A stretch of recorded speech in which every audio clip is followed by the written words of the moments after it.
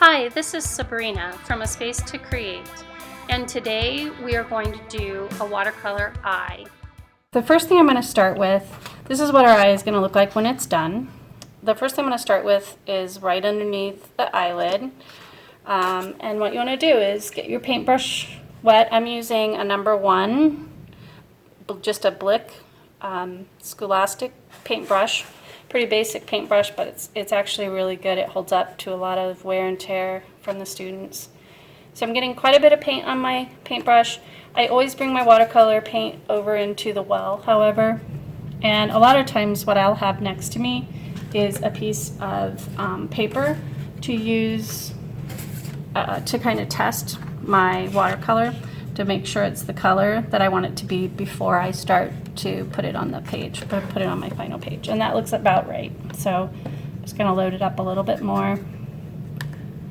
And then I also talk to my students about how you don't hold like a pencil when you're painting like this. A lot of times people will use their pinky to guide the brush, or put their hand down on the paper itself. And the other thing is, a lot of times you're going to end up turning your paper, because I turn my paper a lot when I'm painting, and that's fine too. So what I want to do is I'm going to start over here in this corner, and I'm just going to pull over along the underneath the eyelid towards the right hand side. So here we go. And you can see how my hand just kind of guides the brush all along, just like that. So now that's the first line that we're going to do. Now when you're doing things three-dimensional, you don't ever really want to outline things, but with your eye, you actually do have quite a bit of darkness along the ridge of your eyelashes, and that's kind of what we're creating. So then I'm just going to go ahead and do this bottom line while I'm here. If you lift, that's fine.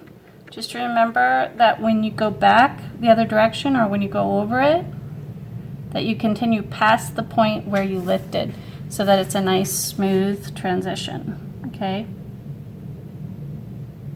Just like that. That's fine.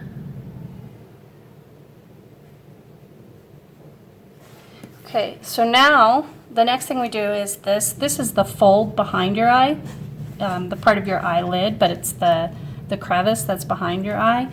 So when you do this one, I switch brushes. You don't have to. You can use this brush, but it's easier, I think, for the kids to switch brushes. And I use, for this part, I use like a number 4 round brush, okay?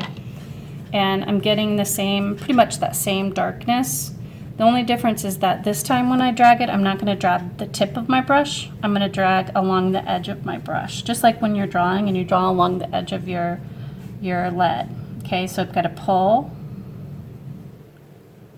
And then I'm going to dip my brush in water, and I'm going to add the water to do that blending technique that we learned in the abstract value composition.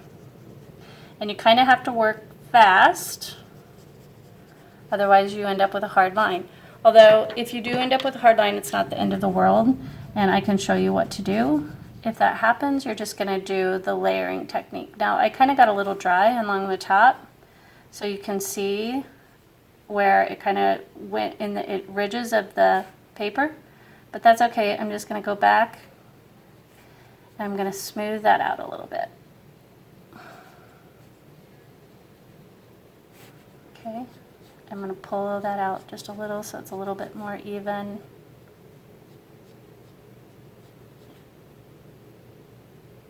You have to be careful when you're doing this. You don't want to overwork your paper, but you definitely can finesse the line that you did by doing this, okay? Just be careful how much water you use, really. So when you're done, you want a nice smooth blend from like darker to lighter.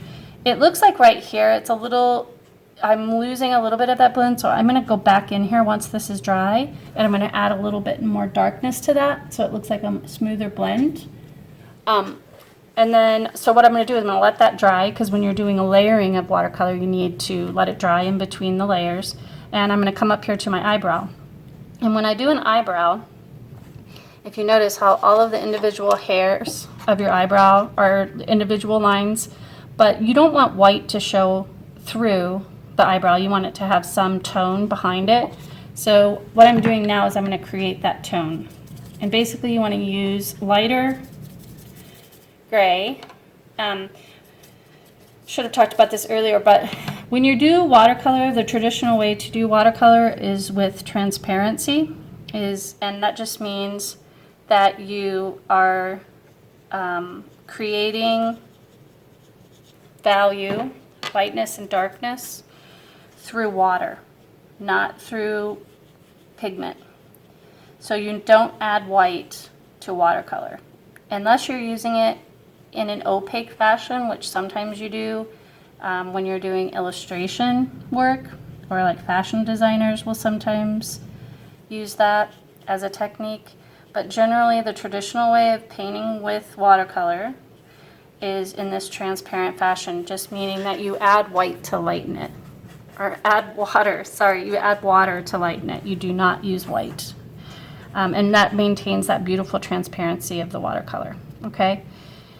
Okay, so next, I'm just going to kind of get rid of that little white line, and all I'm doing is taking a wet brush along that line, and I'm softening this back end a little bit. It's called scrubbing. And then I'm going to do what I said I was going to do, which is just add a layer just to this back end so that it looks a little bit more blended. Adding the layer, and then I'm blending it with a little bit more water just to soften the edge a little bit. Again, water. Hopefully yours will be right and you won't have to do this, because you don't want to overwork the paper. So that looks great. Meanwhile, my eyebrow should have dried. It's still a little bit wet. So what I'm going to do is I'm going to come down here, and if you look at the eye that we're using as reference, you can see there's this nice soft blend from like a very medium to light gray towards the white. Okay, so that's what I'm going to do right now. And so what you want to do is you want to start with a very light gray. I'm just going to test to make sure it's the right color. That looks good. And then I'm going to start in the corner of the eye and get a little bit of my paint down, just like that. I'm going to add some more water to my brush, dry it off just a little bit on my hand, and then I'm going to pull, add a little bit more water, dry it off a little bit on my hand, pull, and the idea is that once you pull it out, you want it to go smoothly to white. Okay, so when that dries, it's going to look very similar to what we did over here on the other side. Also, I'm going to add a little bit of tone in here that's super light. So I'm just going to use that same color that I had over here, or tone that I had over there, and put it in now. Okay, and then that's probably dry. Use your you can use your number 1 brush or your number 4 brush, whichever you prefer. I use the number 1 brush for this, for the eyelashes. And when you do this, what you want to do is you're going to put the very tip of your brush down, and then you're just going to lift. It's like kind of like that. And it takes a while. I want to make sure that's kind of dry. I don't want to smear it with my hand, but what you want to do is just kind of, you're going to go in a similar direction, so they're not in opposite directions, but they're not all parallel either. Because in life, you know, nothing is ever perfectly parallel.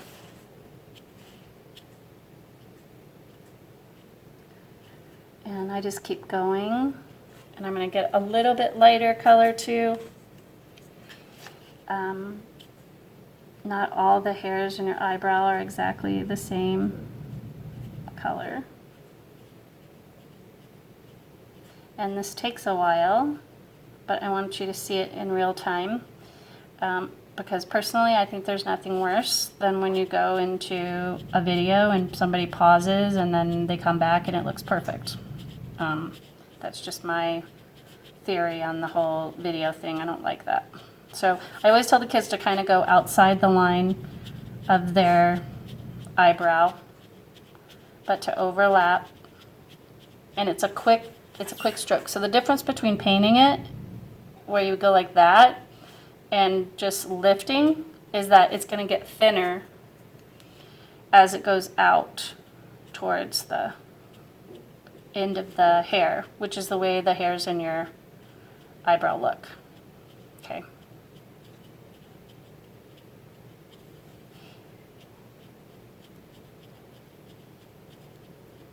One of the things that you need to be careful of is that your paint isn't too thick. When you want to do thin lines, you want to use thinner paint. Now, that doesn't mean that you want to use paint that's so thin that it's water or that it's super light, but you do want it to be thin enough that it will create that nice thin line that you're looking for in this eyebrow. The other thing I talk to my students about that I think is important is that even though, so when you're demonstrating this, or if the students are watching this, you guys are watching, it's okay if your eyebrow doesn't look exactly like mine, because the whole beauty of art is that every single person is going to paint a little bit differently. And that's why it's so beautiful. So don't worry. If your eyebrow doesn't look exactly like mine, don't worry. If it's like all going different directions and it doesn't look like real hair on an eyebrow, then you might want to think about practicing it again, or maybe doing it over if you want, but you want to try to master the skill if possible, but it doesn't have to look exactly like mine. As it gets towards the end of the eyebrow, you're going to get less hairs, obviously. So that looks pretty good. That's the eyebrow. Okay, let's go on to the eye. So again, we're going to use the blending technique in the iris of the eye, and I'm going to switch over to my number 4 brush. You can also use the number 6 brush if you want. I like to start with just paint. I don't use water first, although there is a technique that you can use doing eyes that's kind of cool, where it's just wet and you just drop paint in. But on this lesson, what I have them do is I kind of have them pull pretty dark paint along the edges of their eye, and like pushing it towards the round part of the eye. Then I have them add water, and you only can do like one section at a time.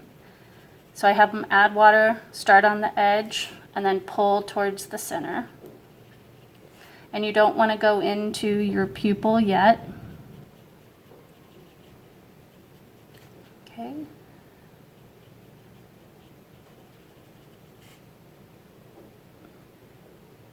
The reason you only can do one section at a time is because if you let it dry, you're going to end up with a hard line, and you don't want that. Okay, so I'm going to do it again. I'm going to turn my paper, and I'm going to start, I'm going to like lay it down along the edge. I'm going to go up a little bit because that part didn't get it as dark, and then I'm just going to come around, add water to my brush, and I'm going to pull. Don't go over the whole thing, because then you'll lift the paint off instead of just pulling it. And don't worry too much if your pupil isn't perfectly round yet. We'll fix that when we go to do the pupil in a little while.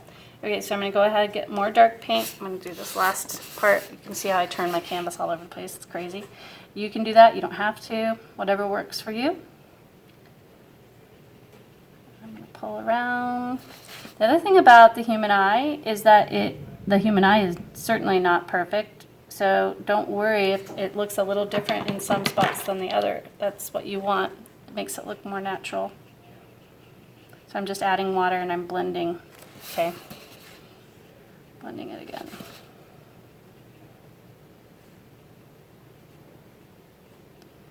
Okay. Now before you go in and add your the lines that you find in your iris, you have to let that dry. But I'm going to go ahead and do the pupil of my eye. Make sure you draw where the highlight of the pupil is. There's always like a reflection in eyes. And so you want to make sure you draw it in there. If I don't draw it in there, I forget about it. And then and once you paint it, you cannot go back and lift that out.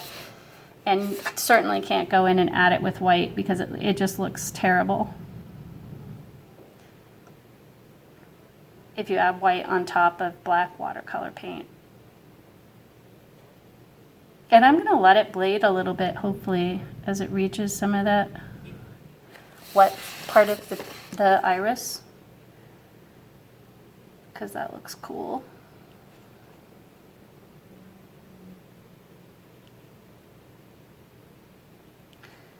Don't force your pupil if it's not perfectly, don't worry about that little white, that'll end up being covered up anyway.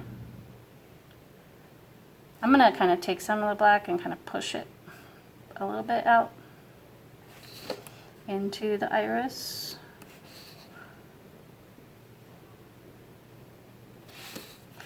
So this is probably like where my kids probably struggle the most. Just know that nothing is perfectly even. You don't want to do it all the way around, otherwise you're going to end up with like a furry looking eye. So there you go, that's a fairly good pupil. I'm going to let all of this dry, and in the meantime I'm going to come down here and I'm going to go ahead and start on my eyelashes, my lower eyelashes. Lower eyelashes, you want to do fairly light, and it's good practice to do the eyebrow first, because the little eyelashes along the bottom of your eye can be tricky. And here I'm going to show you one thing. Okay, so like if you go around this eye like this with those eyelashes, it's going to look really stupid, right? The trick is that you're using, some are thin, some are wider, they're all different sizes, right? So when you do this, as long as you're creating like different sizes like that, it's going to look much more natural, okay? So I'm just going to come in, and just so you know, like they're really, really thin and light towards the inner part of your eye. Okay, it's so hard to like keep them looking different, so if you have to go back over, you can. And you also kind of want them to have a little bit of a curve to them, because your eyelashes aren't perfectly straight. They come out at an angle. Okay, so for example, these ones are going to go like, and the nice thing is if you mess up on one, you can always kind of paint over it a little bit. And again, trick to the lower eyelashes is to make sure that they're nice and thin and light, and that they're not all the same width, or not all the same length, and they're not perfectly straight.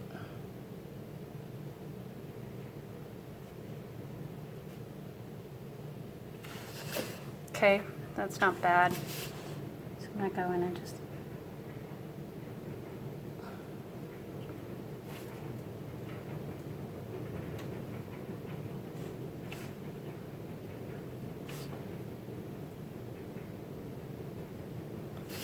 and then I'm going to go ahead and do my upper eyelashes, and then we'll finish off the inside of the iris, okay? Now, the upper eyelashes do not go like this straight up, okay? They go along the ridge of the eyelid, okay? So I'm going to just double check I'm going to practice here. A little bit dark.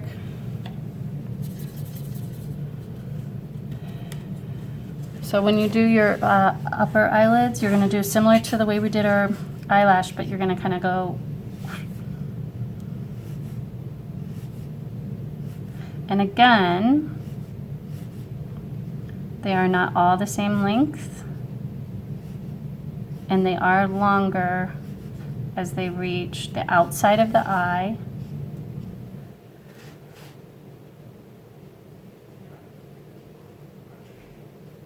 And get shorter as they come in towards the center of your eye. So usually when I get towards the center, I switch, because along this part, they're going to come out the opposite way. So they're going to they're going to be more like,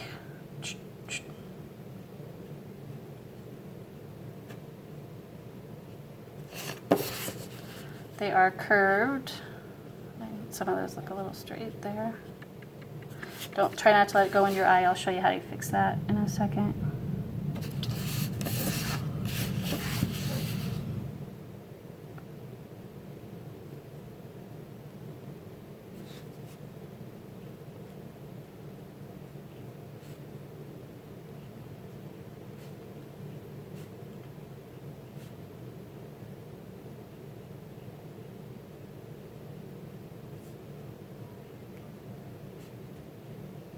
Don't be afraid to go back and overlap.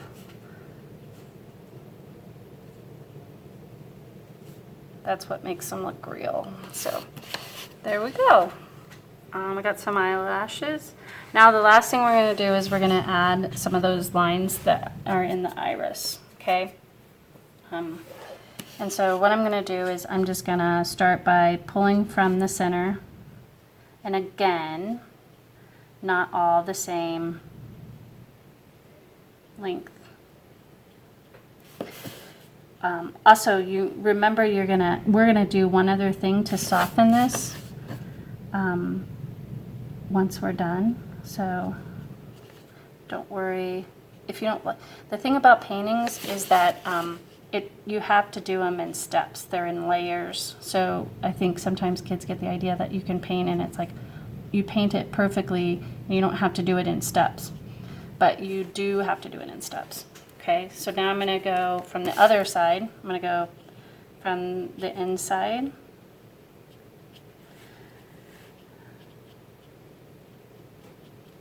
It's a little bit dark.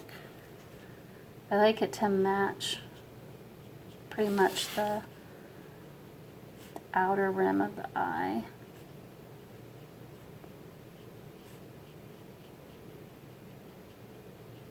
But if you get it too dark, you can always go back and kind of add a little bit more paint.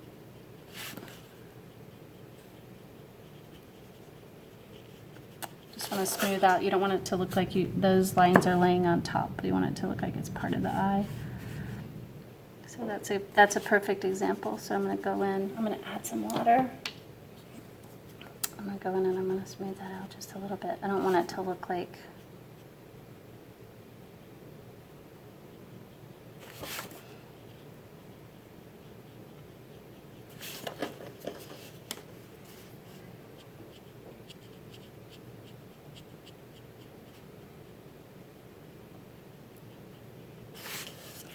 Don't worry, I know it's looking a little crazy right now, but I promise you it's going to come out in the end. With painting, with like all art, you have to have a little faith. Keep moving through. If it doesn't look good, you got to keep moving through. Don't give up on it.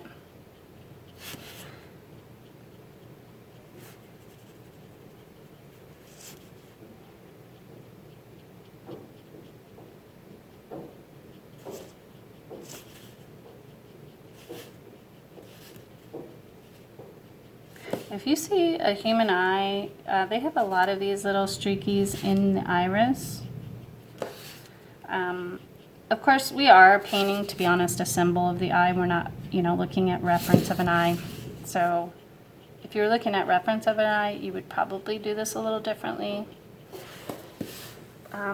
So that looks pretty good. Now, some of the kids might get worried about if they think the lines are too hard or too strong or something. So all you have to do to fix that, if you want to fix that, I kind of like it looking like that, but if you want to fix it, you can just take a wet brush and it's called scrubbing, or that's what I call it. You're just taking a wet brush and you're kind of like blending it a little bit.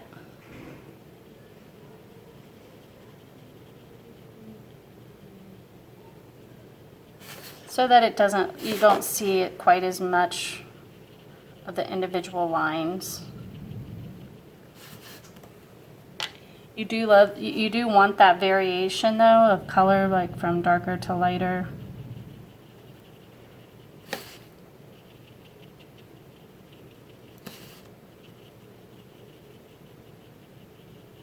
So don't cover up too much. So there we go. That's the eye. That's painting of the human eye with black watercolor paint and water.